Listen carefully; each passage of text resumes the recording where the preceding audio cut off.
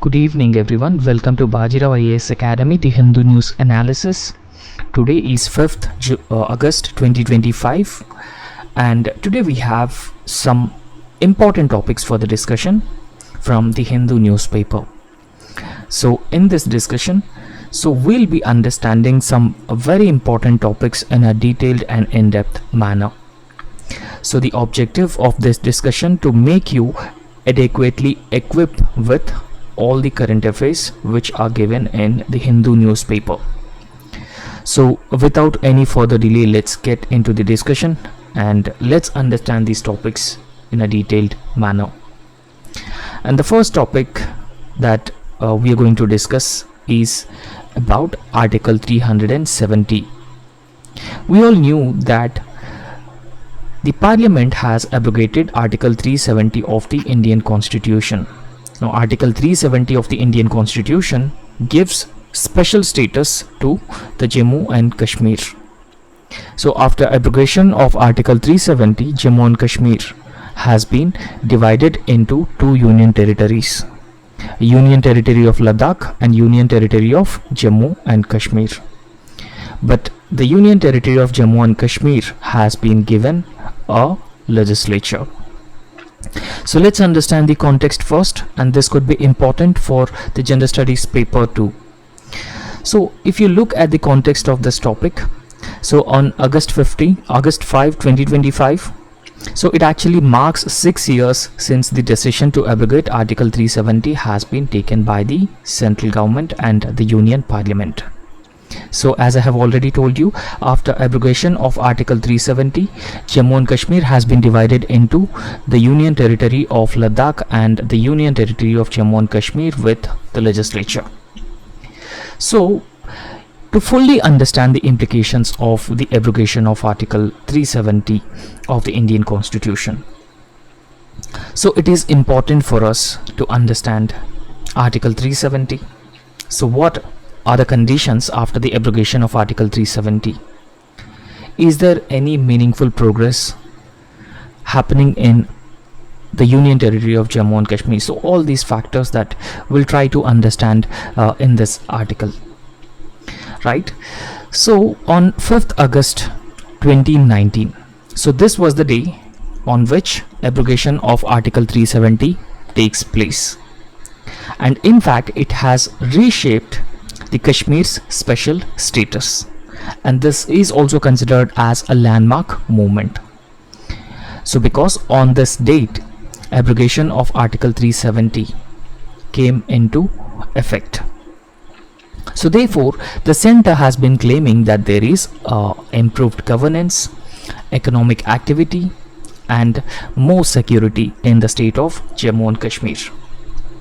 However, recently some incidents have took place, particularly the Pahalgam terror attack, and apart from that the security situation in the Union Territory of Jammu and Kashmir, so it has posed some questions on whether the goals of peace, prosperity and integration with the rest of the country have truly been achieved in the current situation in Kashmir.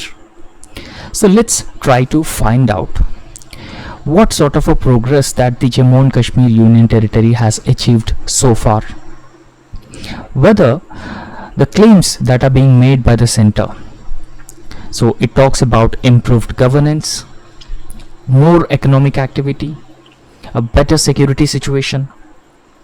Is this really true? So if it is really true, why incidents like Pahalgam terror attack took place? So let's find out, let's understand this in a very detailed manner. First of all, so let's understand what exactly is Article 370 of the Indian Constitution.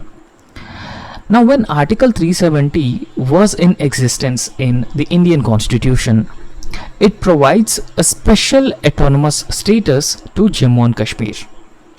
So Jammu and Kashmir was a state with a special autonomous status, and this special autonomous status has been given through Article 370 of the Indian Constitution. So therefore the Jammu and Kashmir would have its own constitution. So the power has been given under Article 370 of the Indian Constitution. So under this particular article, the Jammu and Kashmir would have its own constitution, and it also have its own decision making powers as well, except certain matters, for example defense, foreign affairs and communication. So all other matters, so important decisions on all these matters would be taken by the Jammu and Kashmir state itself, and that sort of a special autonomous status has been accorded to the Jammu and Kashmir under Article 370 of the Indian Constitution. Right? So in this context, so it is important to note that Article 370 as well as Article 35A were also often discussed together in this context. So we'll also understand what is Article 35A, so which also pertains to special status given to the Jammu and Kashmir, and Article 370 as well. Now, as I have already told you that on August 5th 2019, the Government of India revoked Article 370 that accorded special status to the Jammu and Kashmir. Right? So Parliament has passed a resolution. A presidential order has been issued for revoking Article 370, which accorded special status to the Jammu and Kashmir. However, the Jammu and Kashmir Reorganization Act has been passed in the year 2019. So this Jammu and Kashmir Reorganization Act bifurcated the state into the union territories. So both Union Territory of Ladakh and Union Territory of Jammu and Kashmir with a state legislature. Right? So Parliament passed the Jammu and Kashmir Reorganization Act 2019. So immediately after the abrogation of Article 370. So this legislation divided the Jammu and Kashmir into two union territories. Now, why the centre has decided to abrogate Article 370 and why Parliament passed Jammu and Kashmir Reorganization Act 2019? So these two moves aimed to integrate Jammu and Kashmir with Indian Union. Better security, more economic integrity, more economic activity, and better integrity of the Jammu and Kashmir with the rest of India. So these are the objectives with which the government has abrogated Article 370 of the Indian Constitution and also divided the Jammu and Kashmir into two union territories. Because in Jammu and Kashmir, we very often see that there is a rise in militancy, rise in incidents of stone pelting and radicalization. So because of all these problems, there is a constant security issues which are arising in Jammu and Kashmir. So in order to address all these problems, the centre has passed this legislation and also abrogated Article 370 of the Indian Constitution. And in fact, a communication blackout was also implemented, political leaders detained, and security further heightened across the valley immediately after the abrogation of Article 370 of the Indian Constitution. Now, if you regularly follow our discussions and newspapers, so we have already discussed that how these communication blockouts have been implemented throughout the Jammu and Kashmir, how the leaders were detained, and some leaders even approached the judiciary saying that they are being detained by the government and it is illegal and unconstitutional. However, the Supreme Court also even upheld the abrogation of Article 370 of the Indian Constitution in the year 2023. Right? So because some leaders have approached the Supreme Court, but Supreme Court also upheld the abrogation of Article 370. And in fact, the Supreme Court has also said that the centre abrogation of Article 370 is constitutionally valid. Therefore, this decision, this verdict from the Supreme Court has reinforced the government stance on Article 370 and its overall abrogation as well. Now let's understand the security situation and the political landscape which is existing in the Union Territory of Jammu and Kashmir. Now, if you carefully look at some data with respect to the militant deaths, the annual militant deaths down from 28 in 2025 to 67 in 2024, right?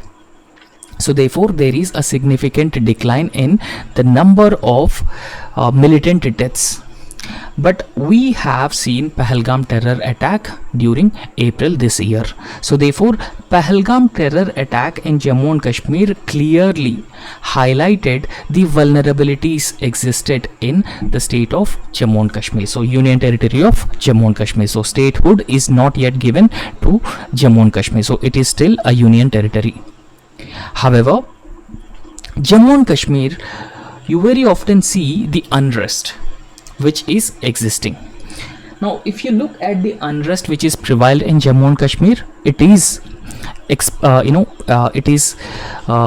can see hartals, stone pelting incidents, abductions.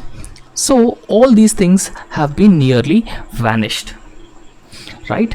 And in fact the local recruitment by the militia groups, it also declines from 129 in 2019 to just 1 in 2025. So therefore it has been indicating that there is a better engagement of youth in peaceful activities or avenues as well. So therefore it has been indicating the positive side of abrogation of Article 370 of the Indian Constitution, right? So except Pahalgam attack, so militant recruitment came down, militant deaths came down, and the traditional markers of unrest also came down in Jammu and Kashmir. So overall it is peaceful except Pahalgam terror attack. However, in response to this Pahalgam terror attack which took place in April this year, so India conducted cross-border counter-terror operation. So we all knew about this operation, which is called as Operation Sindoor, which was launched by the Indian Armed Forces on May 7th this year. And this was in response to Pahalgam terror attack, and Pakistan-sponsored terrorists are responsible for the Pahalgam terror attack. Because of this reason, Indian Armed Forces have launched a cross-border counter-terror operation which is called as Operation Sindoor. And in fact, the National Investigation Agency, which is a statutory body, it also played a very important role in the subsequent investigation of this Pahalgam terror attack. So however, if we talk about tourism scenario in the in the Union Territory of Jammu and Kashmir, so around 2.11 crore tourists visited Jammu and Kashmir in the year 2023. And in fact, tourism contributes around 7% of gross state domestic product for the Union Territory of Jammu and Kashmir. But after the Pahalgam terror attack, the private investment remains sluggish. Private investment is very important for creation of gainful employment opportunities in the state of Jammu and Kashmir, so that there will be diversion of youth to the peaceful activities. So they will not engage in hartals, stone pelting, so all these things. And in fact, the Vaishno Devi temple in the Union Territory of Jammu and Kashmir, so which continues to be a major pilgrimage attraction, and it also contributing significantly to the overall tourism sector of the Jammu and Kashmir Union Territory, right? So therefore it shows a positive side of Jammu and Kashmir. So it gives substantial results in terms of overall progress in the Union Territory of Jammu and Kashmir. So however, there are certain challenges also, right? So it is very important to deal with those challenges. For example, militancy still prevails, and the cross-border terrorism is also another major problem. Lack of integration of Jammu and Kashmir with the rest of the India, and winning the hearts and minds campaign is not yet successful in Jammu and Kashmir. So there are also incidents of violence taking place in Jammu and Kashmir. So therefore there are number of factors which are involved, and they continues to pose new challenges for us. So what should be the way forward in this context? So if we talk about the way forward, there is a need to encourage capital intensive sectors, right? Because capital intensive sectors would result in better and gainful employment opportunities for the youth, development of infrastructure in the Union Territory of Jammu and Kashmir. So how can we encourage capital intensive sectors? Through targeted tax incentives and also development of the dedicated land banks also. So dedicated land banks along with targeted tax incentives are necessary. And secondly, there is a need to transfer more functional powers to the elected government to build the public trust, right? So there is, at the grassroots level, there is an elected government, and even in the Union Territory of Jammu and Kashmir there is an elected government. So functional powers to the elected government should be given. So this will be the another way. And decentralized governance, promoting decentralized governance is also the need of the hour. So apart from that, skilling, upskilling, reskilling the youth of Jammu and Kashmir is also very, very important. For that, there is a need to launch sector specific skilling missions and the startup ecosystem for the local youth, right? So overall focus should be on women entrepreneurship, so thereby diversion of youth towards the economic activity. And security should also be a focus area, right? So there should be special security infrastructure in tourist zones and coordinated planning for the adventure tourism as well. And apart from that, in the Union Territory of Jammu and Kashmir, there is a need to rationalize expenditure. We should also control borrowing and reduce fiscal deficit, revenue deficit, and there is a need to explore the public-private partnership models for the development of infrastructure in the Union Territory. And there is a need to implement targeted welfare programs to improve access to banking and financial services for all segments of the society. So therefore it results in financial inclusion of the people of Jammu and Kashmir, and along with financial inclusion, it should also result in inclusive growth and development as well. So that the objectives of the abrogation of Article 370 and the bifurcation of the state into two union territories will be achieved, and security can be improved. The economic situation in the Union Territory of Jammu and Kashmir can also be further improved, and there will be better integration of the Jammu and Kashmir with the rest of India. So next important topic is about the battery waste management rules in India. So let's understand the context of this topic. So before understanding the context, so this could be important for the general studies paper 3 of economy as well as for the prelims examination. So what is the context? Now if we talk about the battery waste management rules, the government of India came up with the extended producer responsibility. Now what is extended producer responsibility? For example, the manufacturers of the electronic goods and other products are responsible for the collection of the waste and recycling the waste, so thereby giving fillip to the circular economy in India and also reducing the overall wastage and also promoting the formal e-waste collection. Thereby the negative impacts of the accumulation of e-waste can be substantially minimized. Now, what is the context? The context is that so the batteries demand has been substantially increasing all over the world and in India also. So therefore, if we can manage the battery waste in a sustainable manner, so from the waste, if we can recycle the battery waste, then the demand for import of the batteries can substantially be reduced, and recycling will also promote the circular economy in India, and it also results in the formal e-waste collection and formal battery waste management as well. So however, we have the extended producer responsibility. Now what exactly is extended producer responsibility? Imagine that there is a company A which engaged in battery manufacturing. So if this particular company A is manufacturing batteries, now after the life of the battery is over, the battery will be collected and it will be recycled by the same company, so that whatever component parts of the battery can be recycled, and this same company use the component parts to create a new battery. So thereby it results in circular economy. So therefore there is a need to promote this extended producer producer responsibility in a foolproof manner.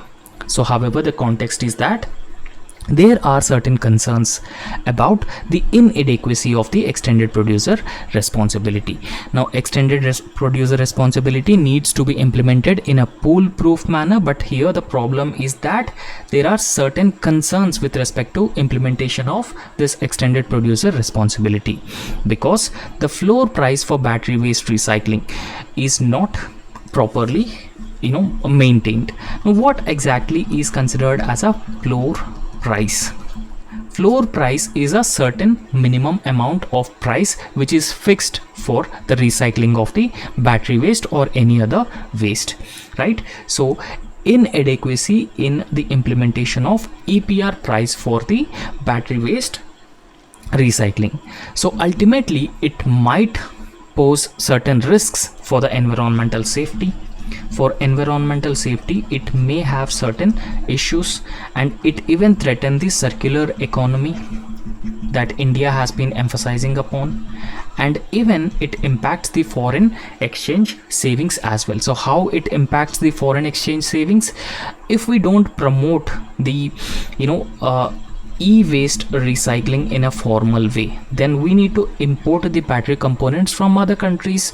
Then we need to spend our crucial foreign exchange savings to import the battery components for manufacturing them. So what if we recycle and again manufacture the batteries? So we can substantially reduce our dependence on other countries for the battery components, and it will also result in achieving the circular economy goals as well. So I hope you have understood this topic. Now, what exactly is the extended producer responsibility? As I have already explained to you, so let's go through this as well. So extended producer responsibility of every manufacturer to collect back and ensure environmentally safe and sustainable disposal of waste that they have produced, which is called as the extended producer responsibility. Now, in fact, so if we talk about lithium battery demand in India, so it projected to rise from 4 gigawatt in 2023 to nearly 139 gigawatt by 2035. So this is the lithium battery demand, right? So there will be a huge increase in the lithium battery demand by the year 2035. So it is particularly driven by the electric vehicle adoption and the renewable energy storage systems. Remember that we have been investing in renewable energy generation in a heavy way, and we also focusing on introduction of the electric vehicles onto the Indian roads, right? So therefore, it is very important that the India's lithium battery demand will significantly increase by the year 2035, because India has been adopting the electric vehicles, and we also developing and investing in renewable energy storage systems as well.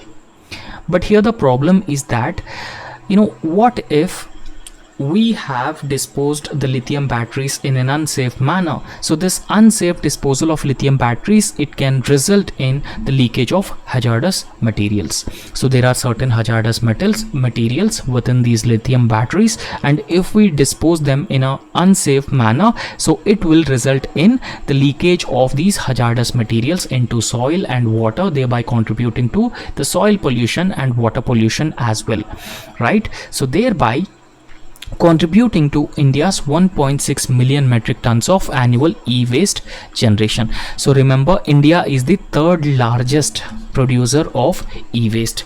We need to encourage the circular economy. We need to encourage the formal e-waste collection and recycling as well, because India is one of the largest producers of e-waste.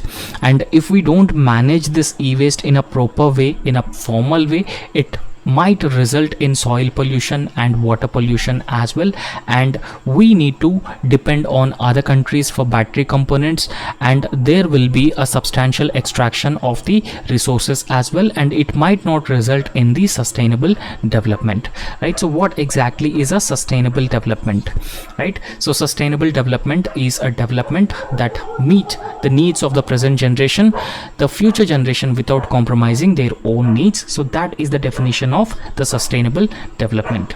However, in India in the year 2022, the government came up with the battery waste management rules as well, and these battery management rules ensure sustainable collection. So this is the objective. The objective is to ensure sustainable collection, recycling and recovery of critical minerals from the battery waste, and this could be possible through the formal e-waste collection and recycling, the extended producer responsibility along with the setting of a particular floor price will help achieve the battery waste management rules and its objectives as well.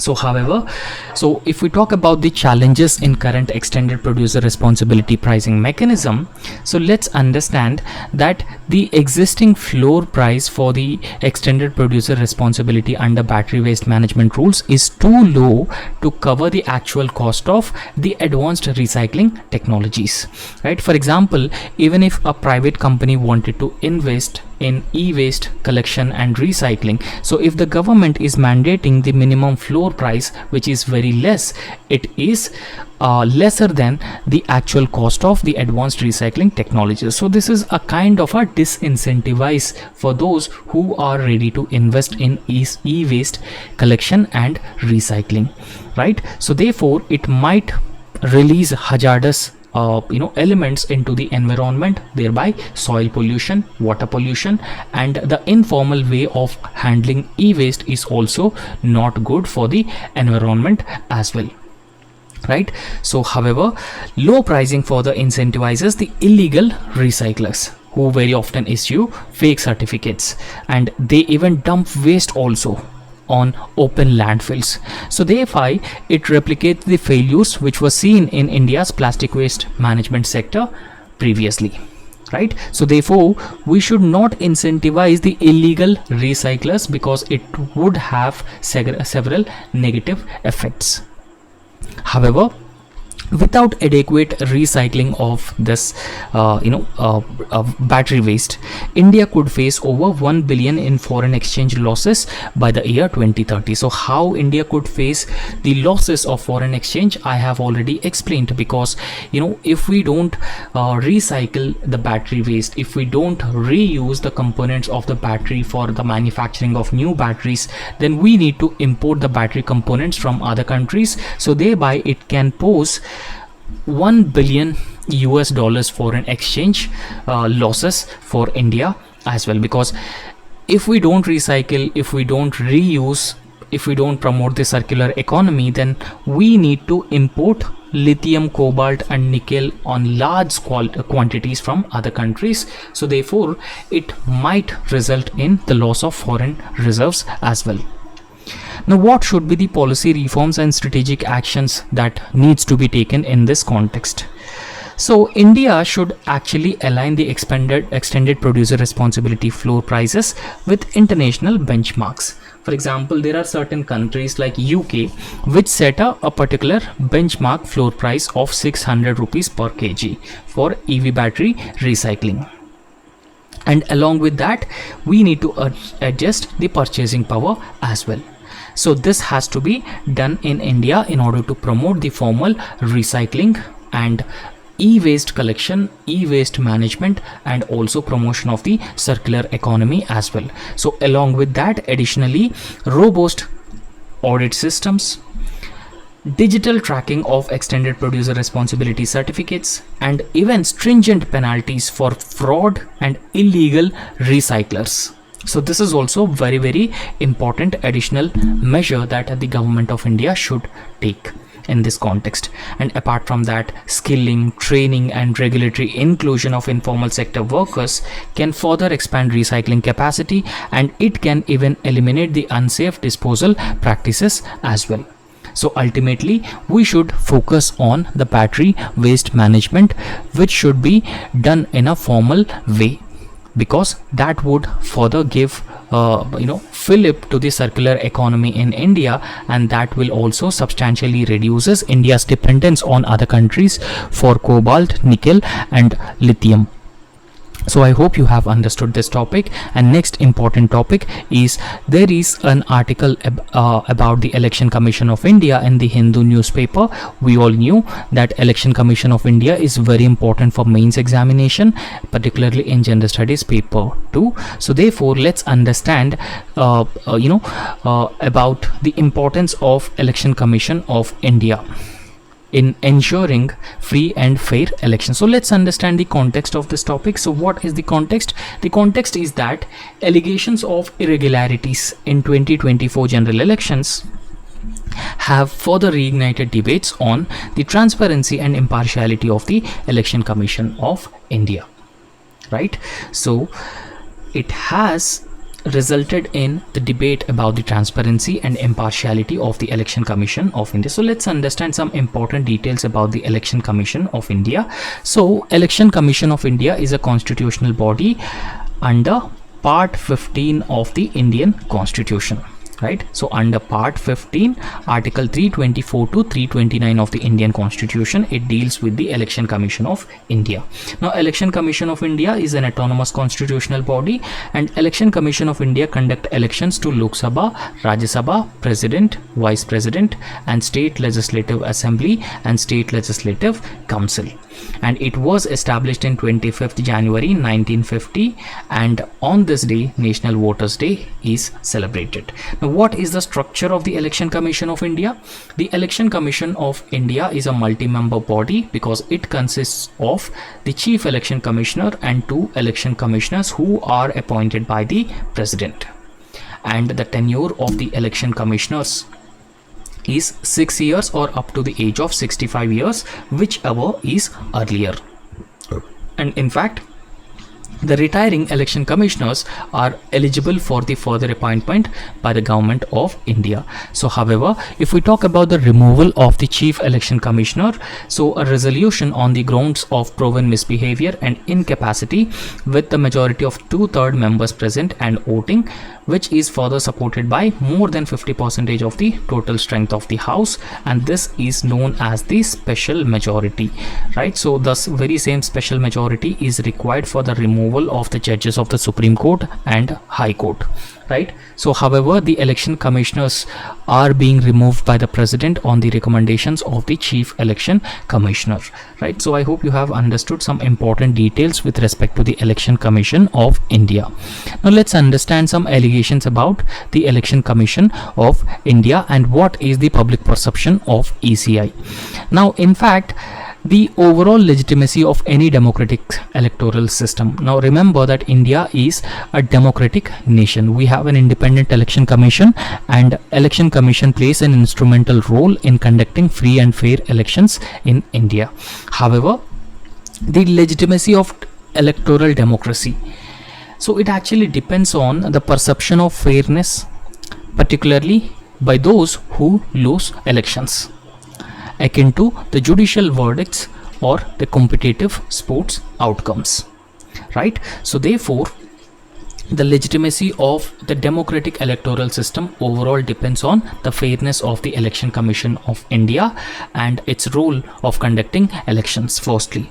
However, the leader of opposition and several other political parties have very often alleged the discrepancies in 2024 general elections, and including Prime Minister Narendra Modi when he was the Chief Minister of Gujarat.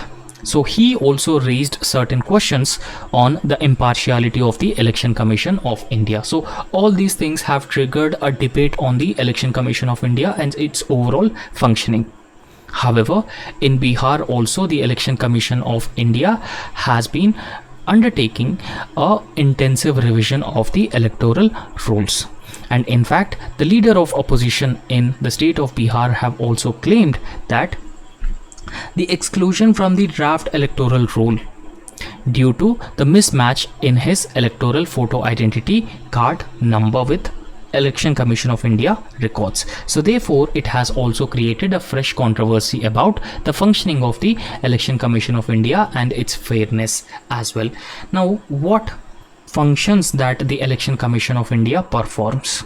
Now in fact, the Election Commission of India performs the functions of divisions of constituencies, and Delimitation commission essentially takes up the function of a division of the constituencies, but election commission of India also plays a very important role, and it prepares up to date voter list, and it also notify the dates and schedules for conducting elections to various offices, and it also declare the election results. It implements the code of conduct, it settle down disputes referred to it by the president, and it also do the scrutiny of the nomination papers. It also fix and limit the election expenditure and implement the code of conduct as well. So these are some of the functions that the Election Commission of India performs. So if Election Commission of India don't perform these functions in a fair and impartial manner, so questions will be raised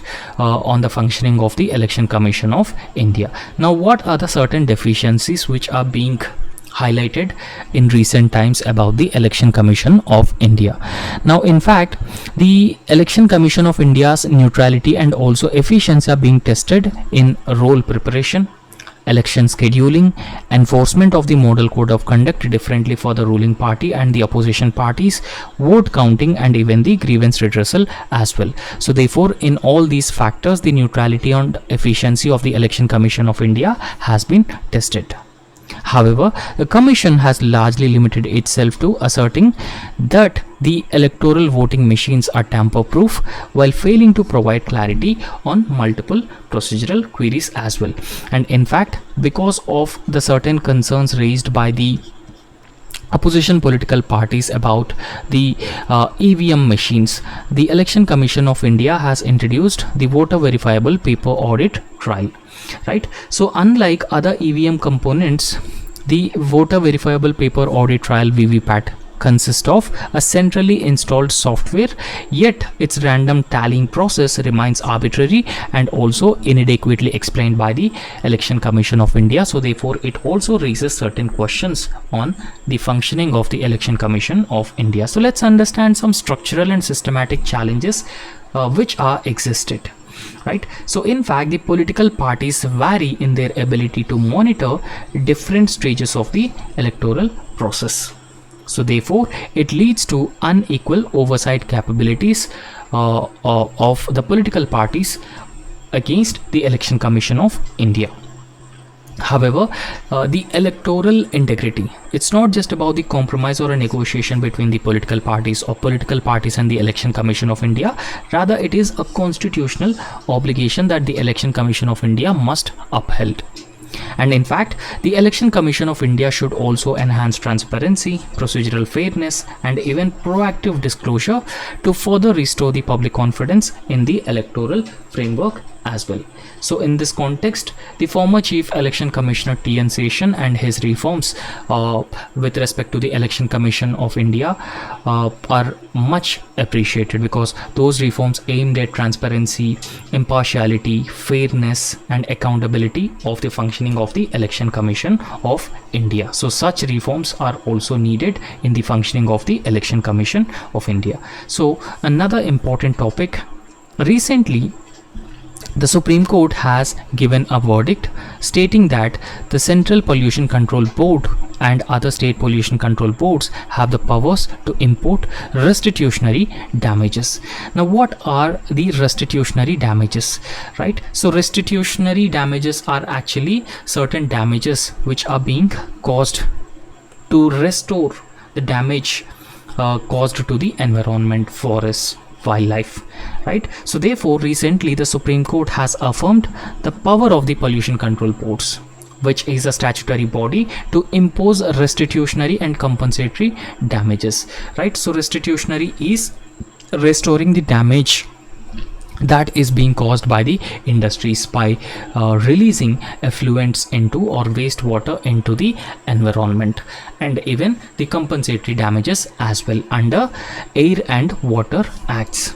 So thereby, the Supreme Court has enabled the Central Pollution Control Board and other pollution control boards at the state level to protect and restore the polluted ecosystems through financial penalties and regulatory actions against these entities.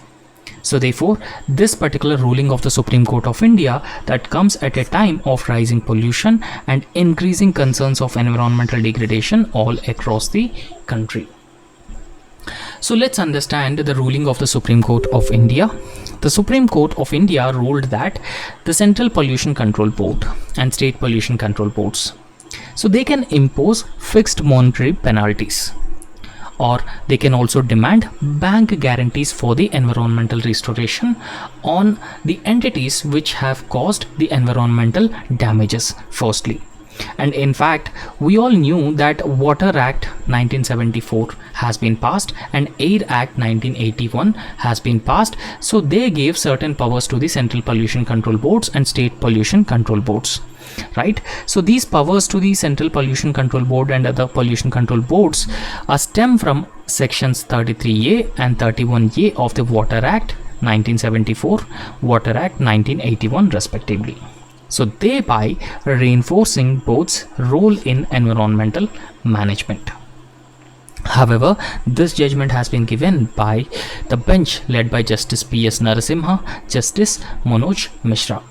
So thereby emphasis has been placed on restoration of pristine environmental conditions and also importance of the environmental protection. And in fact, the Supreme Court has also stated that such penalties act as a ex ante measures or a deterrence to address the potential environmental damages, and it would also result in promotion of environmental compliance on the part of the different entities which have been causing the environmental damages or environmental pollution. And in fact, the Supreme Court also stated that the implementation must follow subordinate legislation, thereby ensuring natural justice principles and align this with the established environmental standards as well. So let's understand the Air and Water Acts. We all knew that the Water Prevention and Control of Pollution Act was passed in the year 1974, and it gives, under this act, the Central Pollution Control Board and State Pollution Control Boards have been established. And Air Prevention and Control of Pollution Act 1981, so they are key environmental legislations which addresses the increasing levels of pollution. However, these acts establish central and state pollution control boards with the regulatory powers, including the authority to set and enforce the air quality index standards.